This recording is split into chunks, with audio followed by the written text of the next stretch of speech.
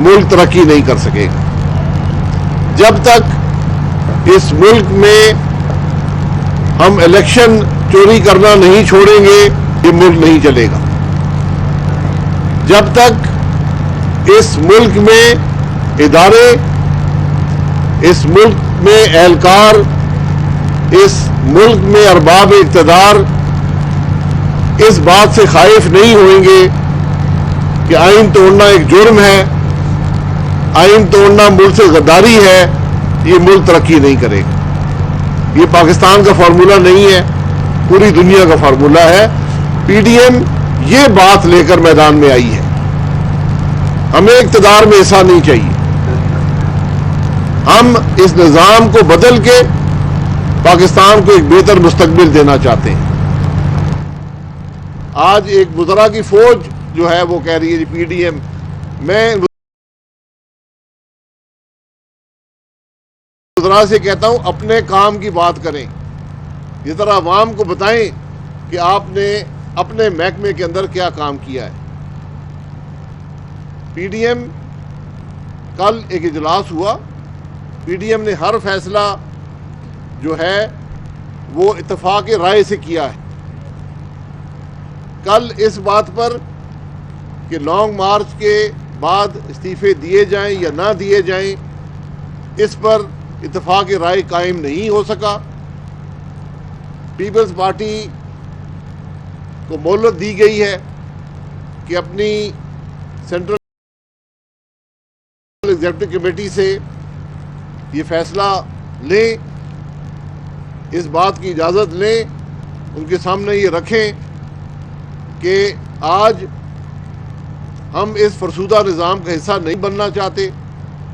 हम ये समझते हैं कि आज मुल्क के लिए, अवाम के लिए ये बेहतर है कि अपोजिशन जो है इस निज़ाम से, जिसका कोई इदारा नहीं चल रहा, जहाँ पर पार्लिमान मफलूज है, जहाँ पर हुकूमत अदलिया पर हमला आवर है, जहाँ पर हुकूमत सहाफ़त पर, मीडिया पर हमला आवर है, जहाँ हुकूमत इलेक्शन कमीशन पर हमला आवर है, जहाँ हुकूमत को महंगाई की परवाह नहीं, जिसका वज़ीर-ए-आज़म पाकिस्तान की तारीख में सबसे ज़्यादा तकरीरें कर चुका है, लेकिन एक दफ़ा भी महंगाई की बात नहीं कर सका, एक दफ़ा भी पाकिस्तान के अवाम की बात नहीं कर सका।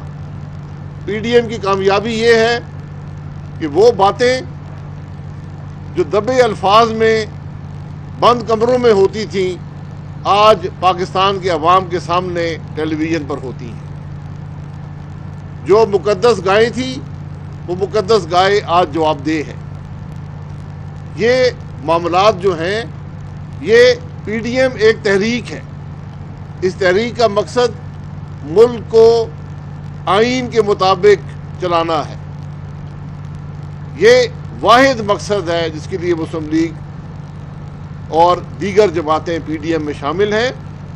पीडीएम इस वक्त तक एक इंतखाबी इत्तेहाद नहीं है, बन सकता है, नहीं भी बन सकता, वो बात की बात है, लेकिन हम आज इस बात पर पूरी पीडीएम मुत्तफिक है। इख्तलाफ राय हमारे हर इजलास में होता है, लेकिन इत्तेफाक राय भी हर इजलास में हुआ, कल नहीं हो सका, इंशाअल्लाह मुस्तकबिल में हो जाएगा और ये तहरीक अपना सफ़र जारी रखेगी। मैं आज फिर बहुत सी क़यास आराई, इस मुल्क के वज़ीर-ए-आज़म ने स्पीकर को ख़त लिखा है।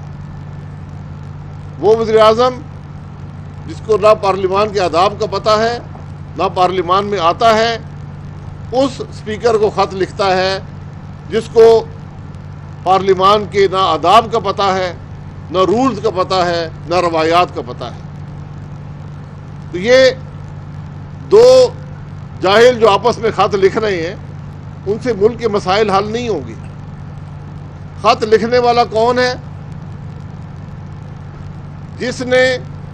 जिसकी हुकूमत ने डस्का में 20 प्रिजाइडिंग अफसर उठा लिए, जिसने डस्का में वोट समेत अमला उठा लिया। आज महीने से ऊपर हो गया है, कोई तफ्तीश नहीं हो सकी, کہ اٹھانے والا کون تھا. آج وہ وزیر اعظم خط لکھ رہا ہے. یہ گھر میں ایک دوسرے کو خط اب لکھنے شروع کر دیے کہ ملک میں جو الیکشن کا نظام ہے بڑا بگڑ گیا ہے. الیکشن کا نظام تو موجود ہے, اس میں بگاڑ پیدا کرنے والے کو پکڑیں, دسکا میں پریزائڈنگ افسر کو اٹھانے والے کو پکڑیں, دسکا میں ووٹ چوری کرنے والے کو پکڑیں, سینٹ کے اندر کیمرے لگانے والے کو پکڑیں. ملک کے سب سے بڑے ادارے سینٹ کے انتخاب میں پریزائڈنگ افسر جس نے لگایا اس کو پکڑیں, جو ایک دن پہلے تک حکومتی بینچز پر آدمی بیٹھا تھا, جس نے اپنی ہدایات نہیں دیکھی کہ کھانے کے اندر کہیں بھی مور لگ سکتی ہے, اور آج سینٹ چیئرمین کے الیکشن کو متنازع بنا دیا. اب بات کرتے ہیں الیکٹرانک ووٹنگ مشینوں کی. یہ مشینیں کو اٹھا کے لے جائیں گے تو اس ملک میں کون سا انصاف ہوگا؟ ان مشینوں کے اندر جو ڈیٹا ہے اس کو غائب کر دیا جائے گا تو کہاں سے ہم کس کے پاس جائیں گے؟ آج ملک میں الیکشن چوری کرنے کا ایک نیا ذریعہ بنانے کی کوشش کی جا رہی ہے, اور بنانے والے کون ہیں؟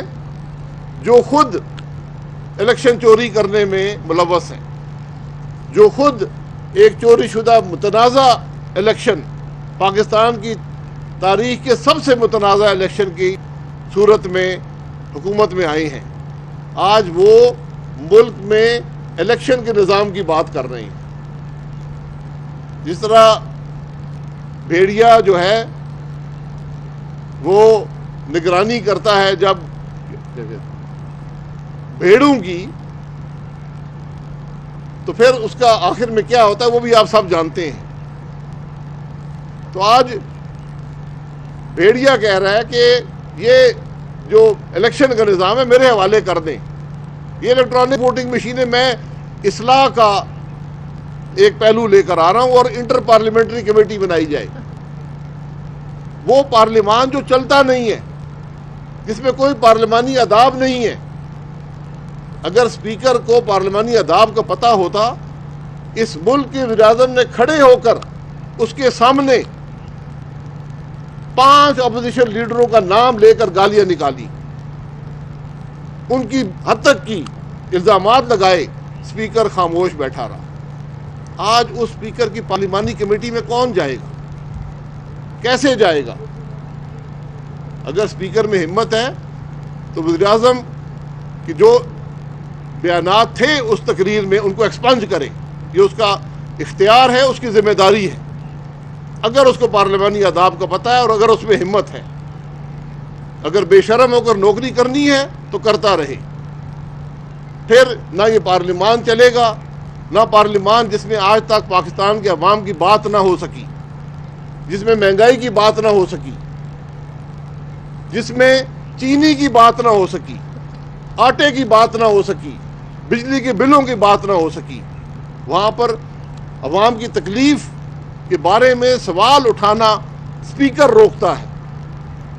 اسپیکر آج ملوث ہے اس پارلیمان کے نظام میں, یہ نظام نہ چل سکے. اسپیکر جو ہوتا ہے غیر جانبداری کا مظاہرے کے ساتھ اپوزیشن کا اعتماد حاصل کرتا ہے. یہ وہ اسپیکر ہے جو نہ لیڈر آف اپوزیشن کو بولنے دیتا ہے, جس کو اپوزیشن کی سامنے کی بینچز خالی نظر نہیں آتی. لیڈر آف اپوزیشن بھی جیل میں, جس پر کوئی مقدمہ نہیں ہے. پارلیمنٹری پارٹی کا لیڈر بھی جیل میں, اسپیکر خاموش بیٹھا ہے. اس ہاؤس کا کسٹوڈین خاموش بیٹھا ہے. یہ آج ملک کی بدنصیبی ہے. اس اسپیکر پر کون اعتماد کرے گا؟ اسمبلی کے احاطے کے اندر 6 قومی اسمبلی کے ممبران پر ایک موب جو ہے, بدماش جو ہیں, وہ حملہ آور ہوتے ہیں. اسپیکر خاموش بیٹھا ہے. اسی دن 1 گھنٹے بعد لیڈر آف دا ہاؤس, جو سارے ہاؤس کا لیڈر ہوتا ہے, وہ تقریر کرتا ہے سوائے اپوزیشن کو گالیاں نکالنے کے نام لے لے کر, اور کوئی بات نہیں کرتا. اس میں بھی اتنی اخلاقی قدریں نہیں ہے کہ یہی کہہ دیتا یار یہ بڑا غلط ہوا ہے. ہم نے نہ ایف آئی آر کی درخواست دی ہے, نہ ہم چاہتے ہیں ایف آئی آر کی درخواست دینا. یہاں ایک کاؤنسل آف ایلڈرز کا ہمیں کھاتا ہے، کاؤنسل آف ایلڈرز بنے گی. یہ قبیلہ نہیں ہے میرے بھائی، یہ پارلیمان ہے. یہاں پر کمیٹیاں موجود ہیں. اسپیکر کو اسی دن نوٹس لے کر اسی وقت کمیٹی کا اجلاس بلانا چاہیے تھا. اس کی ذمہ داری کے اندر حملہ ہوا ہے، اس کی وجہ سے حملہ ہوا ہے. یہ وہی اسپیکر ہے جس نے یہ روک دیا تھا کہ جہاں پر ہم رہتے ہیں، جو پارلیمنٹ لاجز ہیں، جو ایم این ایز رہتے ہیں، سینیٹر رہتے ہیں، وہاں پر میڈیا نہیں آ سکتا. یہ اسپیکر کے آرڈر ہے. تو آج پی ڈی ایم جو ہے وہ ان خرابیوں کو مقابلہ کرنے کے لیے آئی ہے. ہم کچھ ذاتی طور پر نہیں چاہتے. ہم نے اسپیکر سے پروڈکشن آرڈر مانگنے چھوڑ دیے ہیں. جو اس کی ذمہ داری ہوتی ہے کہ عوام کے نمائندے اسمبلی میں آ کر اپنے عوام کی نمائندگی کر سکے، اس اسپیکر نے اس سے بھی محروم کیا ہے پاکستان کے عوام کو. تو آج انشاءاللہ پی ڈی ایم اپنے نظریے پر، اپنے راستے پر، اپنی تحریک پر، اپنے مقصد پر قائم ہے اور انشاءاللہ آگے بڑھے گی. اس ملک کو انشاءاللہ ایک آئینی اور قانونی نظام حکومت دے گی. ایک سیکنڈ ٹھہر جائیں.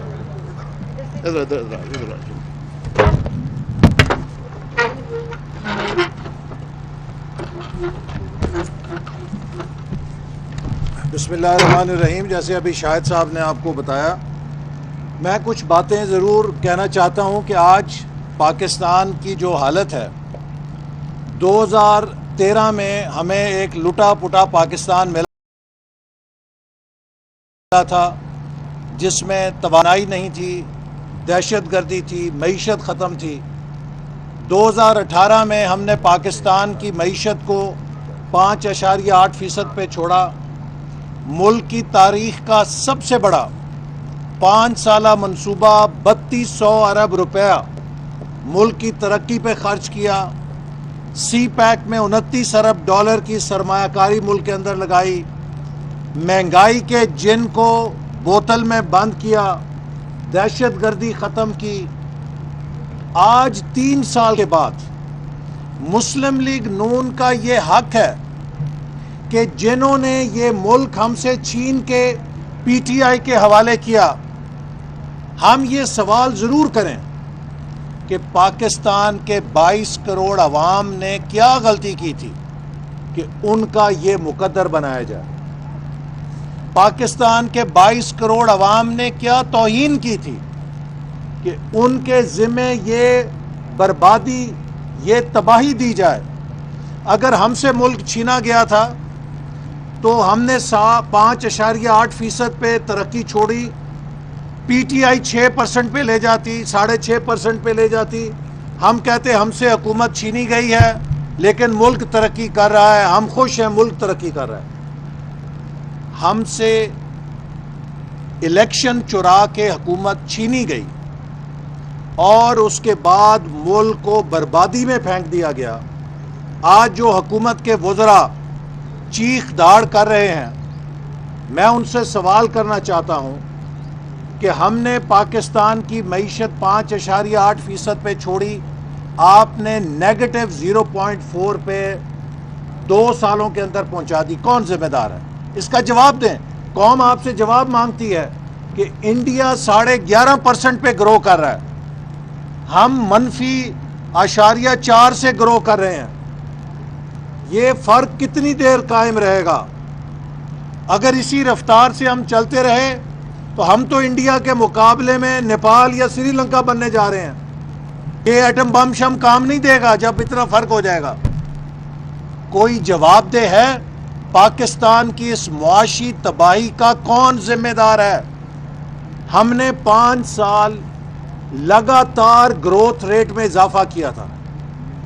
ہمارے ہر سال میں پچھلے سال سے ترقی کی شرح آگے گئی تھی. اور اب جو ورلڈ بینک اور آئی ایم ایف کہہ رہے ہیں کہ 2025 تک بھی 2018 کی گروتھ ریٹ نہیں آئے گی، یعنی کہ 2025 تک بھی ہم 2018 کی شرح ترقی پہ نہیں پہنچ سکیں گے. اس کا کوئی ذمہ دار ہے؟ کون اس بات کا جواب دے گا کہ پاکستان کی فی کس آمدنی جو ہمارے دور میں مسلسل بڑھ رہی تھی، وہ تاریخ میں پہلی دفعہ $200 کیوں کم ہو گئی ہے؟ کوئی اس کا جواب دے سکتا ہے؟ کون اس بات کا جواب دے گا کہ آج 3 سال کے بعد بھی پاکستان کی برآمدات ہم نے جہاں چھوڑی تھی اس سے کم ہے؟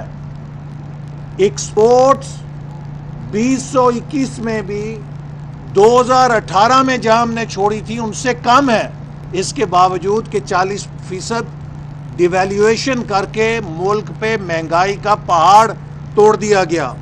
کون اس بات کا جواب دے گا کہ آج فورن ڈائریکٹ انویسٹمنٹ پاکستان میں پچھلے سال کے نسبت 30% گر چکی ہے، اور اگر 2018 سے دیکھیں تو 300% کم ہو چکی ہے؟ کوئی اس کا جواب دے گا کہ پاکستان میں آج بیرونی سرمایہ کیوں نہیں آ رہا؟ اس بات کا کون جواب دے گا کہ 1000 ارب کا جو ڈیولپمنٹ بجٹ تھا وہ سکڑ کر 500 ارب ہو چکا ہے؟ 22 کروڑ عوام کی ترقی کے لیے ترقیاتی بجٹ 1000 ارب سے گھٹا کے 500 ارب کر دیا گیا ہے۔ کون اس بات کا جواب دے گا کہ اعلیٰ تعلیم کا اور صحت کا بجٹ گھٹا دیا گیا ہے؟ آج پاکستان کی ہر یونیورسٹی بدترین مالی خسارے میں جا چکی ہے، فیسوں میں 100 گنا اضافہ کیا جا رہا ہے۔ کون اس بات کا جواب دے گا کہ پاکستان کے دفاعی بجٹ میں اضافہ کرنے کے لیے ہمارے پاس خزانے میں کچھ نہیں ہے؟ 2 سال سے دفاعی بجٹ فریز ہے چونکہ حکومت ٹیکس اکٹھا کرنے میں ناکام ہے۔ اس بات کا کون جواب دے گا کہ آج مہنگائی کی ملک میں وہ شرح ہے جو پچھلے 25 سال میں نہیں تھی؟ کون اس بات کا جواب دے گا کہ آج ملک میں بے روزگاری کی وہ شرح ہے جو پچھلے 21 سال میں نہیں تھی؟ یہ وہ سوال ہیں جن کے لیے قوم جواب مانگتی ہے۔ اور کون اس بات کا جواب دے گا کہ 3 سالوں میں سی پیک کا $1 کا نیا منصوبہ یہ منظور نہیں کر سکے اور شروع نہیں کر سکے؟ وہ منصوبے جو ہم نے شروع کیے تھے وہ بھی ابھی تک مکمل نہیں ہو سکے۔ ایک منصوبہ نہیں شروع کیا چونکہ انہوں نے سی پیک کو متنازع کیا۔ کون اس بات کا جواب دے گا کہ آج کشمیر ہمارے ہاتھ سے جا چکا ہے؟ کون سکوت کشمیر کا قوم کو جواب دے گا؟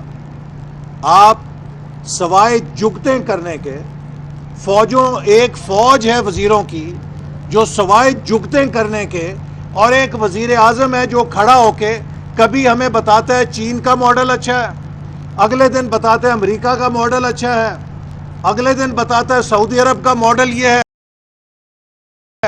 اس کے بعد کسی دن کوریا کے ماڈل کا قصیدہ پڑھنا شروع کر دیتا ہے۔ بھائی آپ کا اپنا بھی کوئی ماڈل ہے کہ نہیں ہے؟ آپ کا ماڈل صرف تباہی، انارکی اور بربادی ہے جو آپ نے پاکستان کو دی ہے۔ ہم یہ پاکستان چھینیں گے آپ سے، دوبارہ مزید تباہ نہیں کرنے دیں گے، اور یہ ہمارا عزم ہے۔ پاکستان کے 22 کروڑ عوام سے ہمارا عزم ہے کہ ان کی خوشحالی کا جو سفر ہم سے چھینا گیا تھا ہم اس کو دوبارہ چھین کے اس ملک کو ترقی پہ ڈالیں گے۔ جی سوال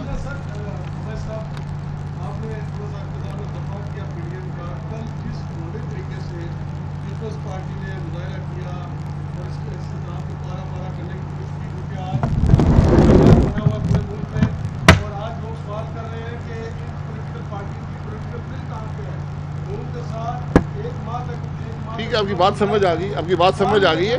میں گزارش کر پی ڈی ایم کا مستقبل پاکستان میں سیاسی نظام کی تبدیلی ہے۔ پیپلز پارٹی کی ایک رائے ہے، میں اس رائے سے اتفاق نہیں کرتا، لیکن میں ان کی رائے کے حق کے اظہار کا آخری دم تک دفاع کروں گا۔ یہ ہر جماعت کو یہ حق حاصل ہے کہ اپنی رائے کا اظہار کرے۔ پی ڈی ایم کوئی آمریت نہیں ہے، جمہوریت ہے۔ انہوں نے بات کی ہے، ہم نے ان کو موقع دیا ہے کہ پی ڈی ایم کی 9 جماعتیں کیا کہہ رہی ہیں اس پر اپنی بات کر دیں۔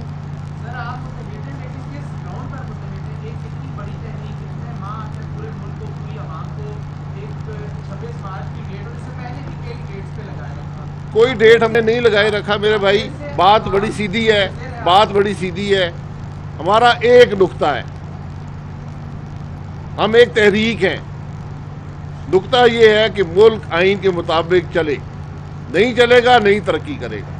جو اس سفر میں شامل ہے پاکستان کے ترقی کے سفر میں شامل ہے.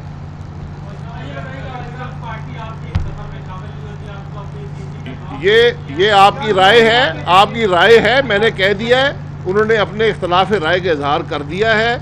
یہ اختلاف رائے ان کا حق ہے.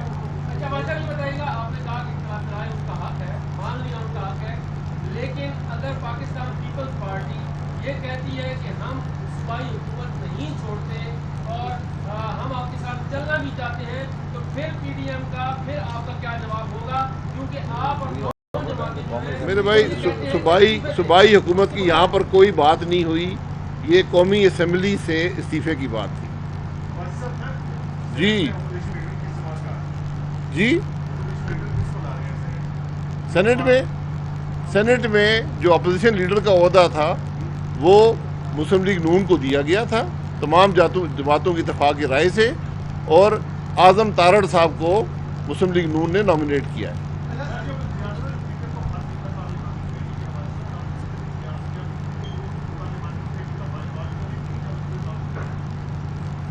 دیکھیں، پارلیمانی کمیٹیاں اعتماد میں بنتی ہیں.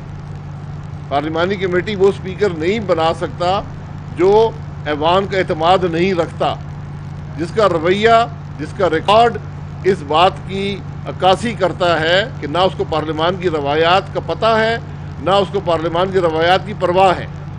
ایسے اسپیکر پر کوئی اعتماد نہیں ہے کسی کا.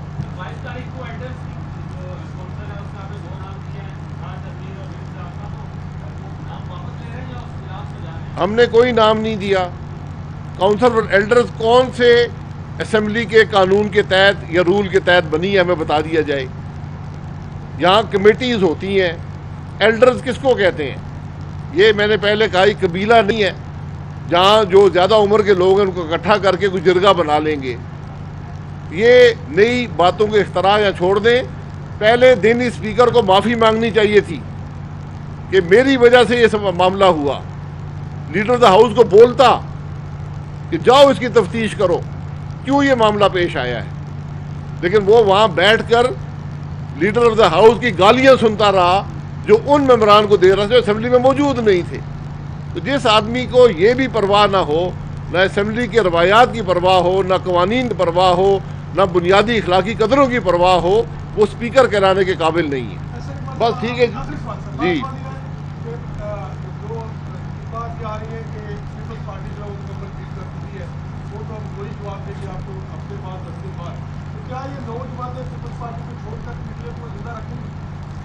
دیکھیے، جیسے ابھی شاہد صاحب نے کہا ہے کہ 9 جماعتیں اس رائے کے حامل ہیں کہ لانگ مارچ کے ساتھ استعفیٰ دیا جائے. پیپلز پارٹی اس سے متفق نہیں تھی اور انہوں نے وقت مانگا ہے کہ ہم اپنی سینٹرل ایگزیکٹو کمیٹی سے رجوع کریں گے اور ہمیں ان کے جواب کا انتظار ہے. تو جب ان کا جواب آئے گا اس کے بعد اس پر کوئی بات ہو سکتی ہے. لیکن میں امید کرتا ہوں کہ پاکستان کی ہر جمہوری پارٹی پی ڈی ایم کے ساتھ مل کر ملک میں آئینی اور جمہوری تبدیلی لانے کے لیے اپنا کردار ادا کرے گی. بہت شکریہ میڈم. اب بھی نقصان ہو جائے گا نا. ایسا صاحب سر جی